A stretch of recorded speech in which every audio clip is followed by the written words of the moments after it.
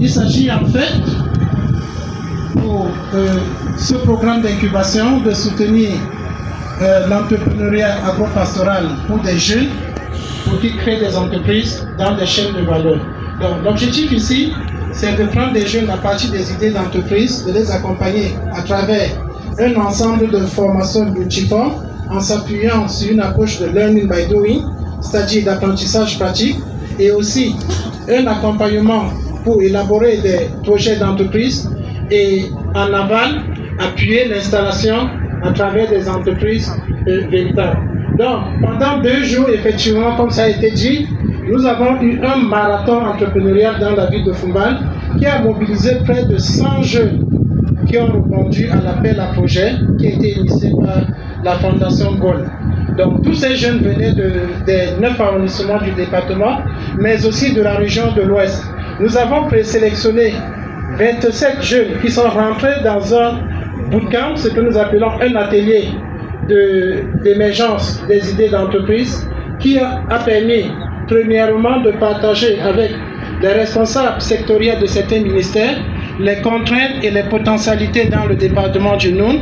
Ensuite, nous les avons initiés à l'entrepreneuriat et en utilisant la méthodologie du BIT à travers le module Trouver son idée d'entreprise, nous les avons aidés à construire leur idée d'entreprise en s'appuyant sur la cartographie des chaînes de valeur qu'ils ont pu faire de chaque arrondissement pour chaque filière agro-pastorale et sylvicole et surtout en termes de profil d'activité économique. Donc je voudrais que les 20 jeunes que nous avons sélectionnés pour la première cuvée d'incubation puissent se lever. Si vous permettez, Excellence, Monsieur le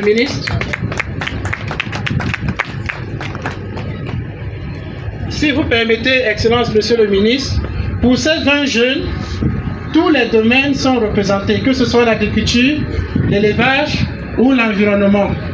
En termes de composition sociologique, vous allez vous rendre compte que parmi ces jeunes, il y a 9 femmes. Ça veut dire que nous avons tenu à ce que le genre soit représenté à 45%. Nous avons également veillé à ce que toutes les composantes qui sont présentes dans le département soient représentées, notamment les déplacés internes. Il y a une jeune qui est déplacée interne, et également les minorités. Il y a également un jeune Bororo qui est porteur de projet.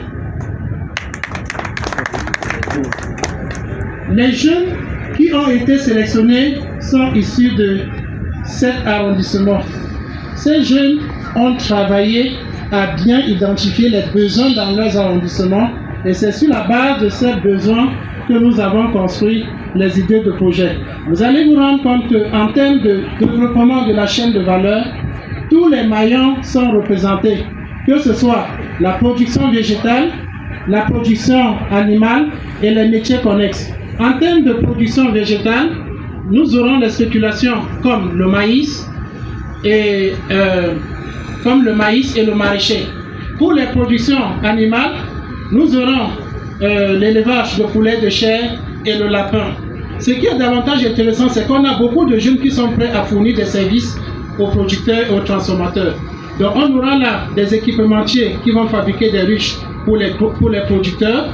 On aura là des fabricants de pesticides, de biopesticides pour l'agriculture biologique. On aurait également des jeunes qui veulent simplement faire du commerce de produits agricoles. Donc voilà à peu près comment sont représentées la diversité des idées de projets de jeunes. Je voudrais ici inviter 2 jeunes à nous présenter rapidement leurs idées d'entreprise. La première idée d'entreprise va porter sur le renforcement de la disponibilité des produits, notamment le poulet de chair.